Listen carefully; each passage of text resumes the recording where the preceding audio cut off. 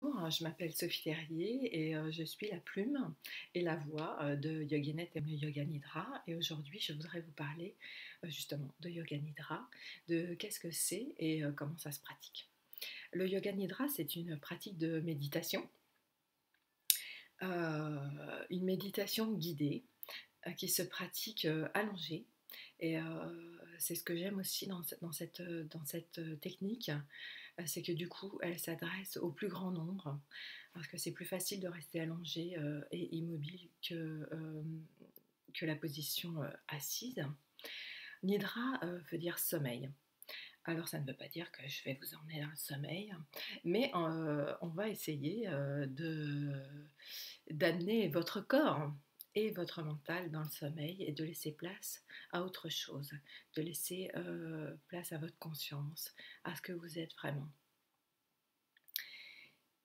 C'est une technique qui apporte une énorme relaxation, même si ce n'est pas une relaxation, je le précise parce que je le vois souvent. Les premières étapes du Yoga Nidra sont une relaxation, mais si on respecte toutes les étapes, ce n'est pas que ça.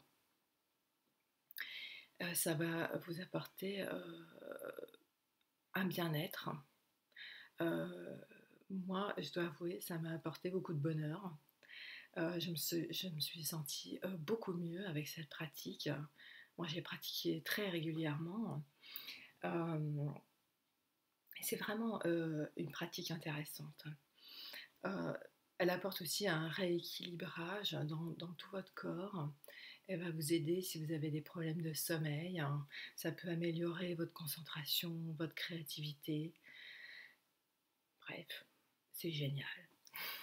Alors, comment ça se passe? Comment ça se passe une séance de yoga nidra? Si vous pratiquez avec un professeur, normalement, on fait des asanas, donc des postures de yoga avant pour essayer d'aider le corps à se relaxer, à se détendre, à s'assouplir.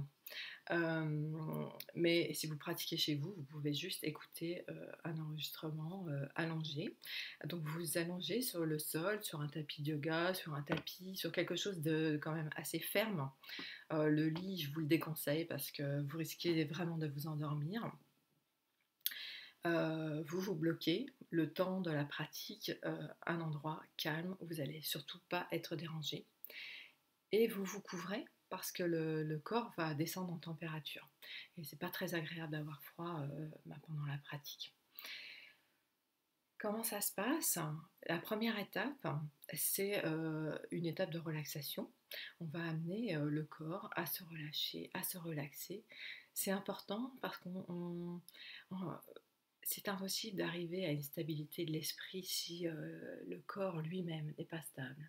Donc cette première étape vise la stabilité du corps.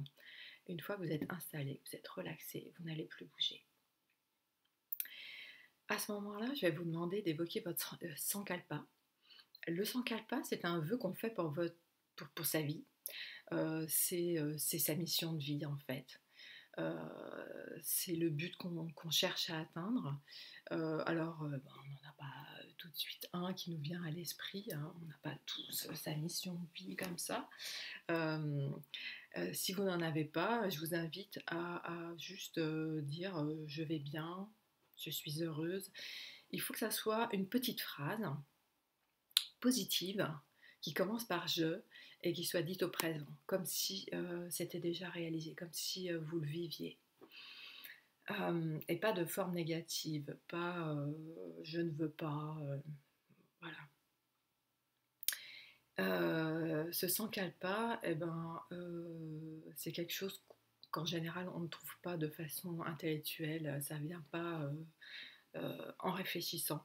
Ça vient soit pendant un yoga nidra, une méditation, un moment particulier. Euh, je pense que vous l'expérimenterez. Vous verrez que ça viendra. Et puis, si ça ne vient pas, vous pouvez quand même choisir quelque chose qui vous convient. Ou rien. C'est un choix que vous pouvez faire aussi. Après cette étape, arrive la rotation de la conscience. c'est un grand mot, mais la rotation de la conscience, en fait, je vais vous amener à ressentir toutes les parties de votre corps. Alors, ça peut paraître incroyable de réussir à sentir une partie de son corps sans la bouger, sans la toucher, mais vous verrez que juste avec votre esprit, vous allez réussir à ressentir, à sentir l'énergie qui, par exemple, se trouve dans votre pouce, dans votre main, dans vos pieds. Donc, on va parcourir tout le corps de façon à vraiment, cette fois-ci, on arrive dans une détente extrême du corps. C'est comme un massage énergétique.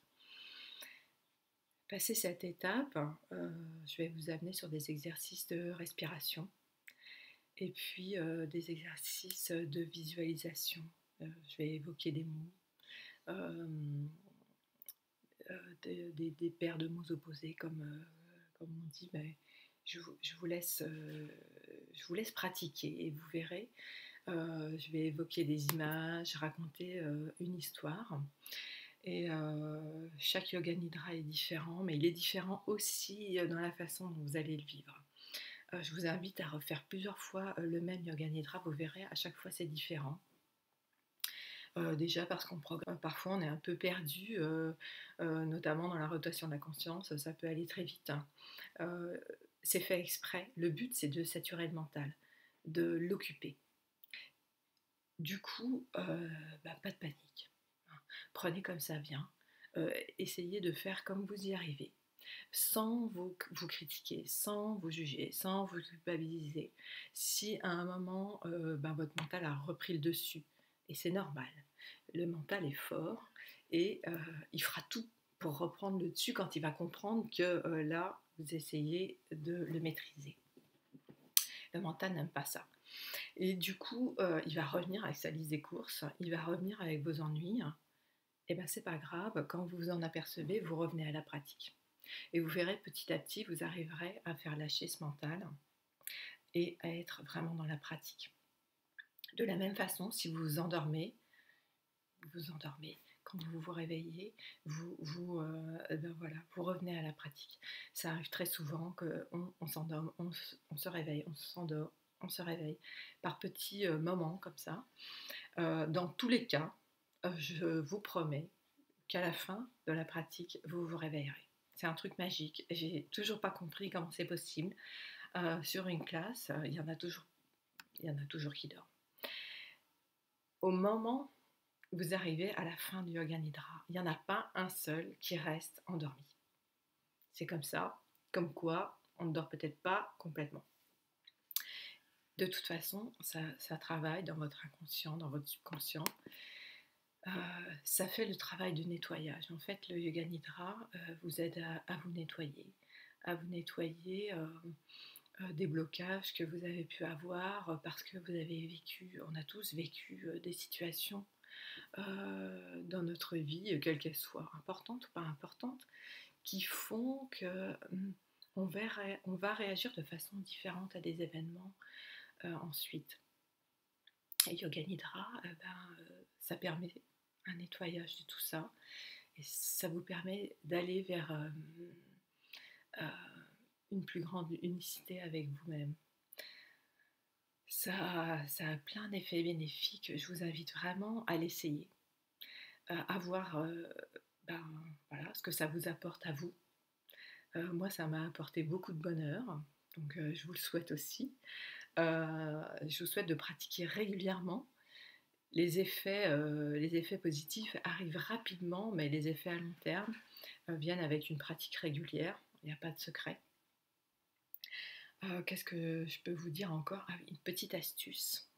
Le Yoga Nidra, donc vous allez être allongé et je vais vous demander de rester éveillé et immobile pendant toute la pratique.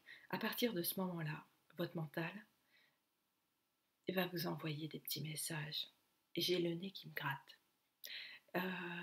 J'ai besoin de bouger. Il est comme ça votre mental. Si vous lui dites de rester immobile, il y a de grandes chances qu'il vous invite à bouger. Si ça vous arrive Si vous avez le bout du nez qui vous gratte, je vous invite, avant de bouger, à vraiment prendre conscience de ce bout du nez qui gratte, de mettre toute votre attention sur ça. Et vous verrez, c'est magique, mais ça disparaît. Une fois que vous avez mis vraiment toute votre attention sur ce qui vous gêne, il y a de très grandes chances que ça ne vous gêne plus. Voilà, donc ça, c'était une petite astuce parce que ben voilà, ça arrive très souvent qu'on ait envie de bouger, que voilà. Et c'est important vraiment de rester immobile parce que c'est ça qui va faire que vous allez rester dans la pratique, que, que ça va être vraiment efficace. N'essayez pas non plus d'intellectualiser quand vous avez des images. Si je vous évoque le soleil et que vous ne voyez rien, vous ne voyez rien, ce n'est pas grave. Le tout, c'est vraiment de laisser faire. De laisser faire, de ne pas réfléchir, de ne pas intellectualiser, de ne pas se prendre la tête. Voilà. Eh ben, je vous souhaite de pratiquer, d'essayer. Et puis, n'hésitez pas à me dire après ce que vous en avez pensé. Voilà, je vous souhaite une très bonne pratique. Vous verrez, c'est génial.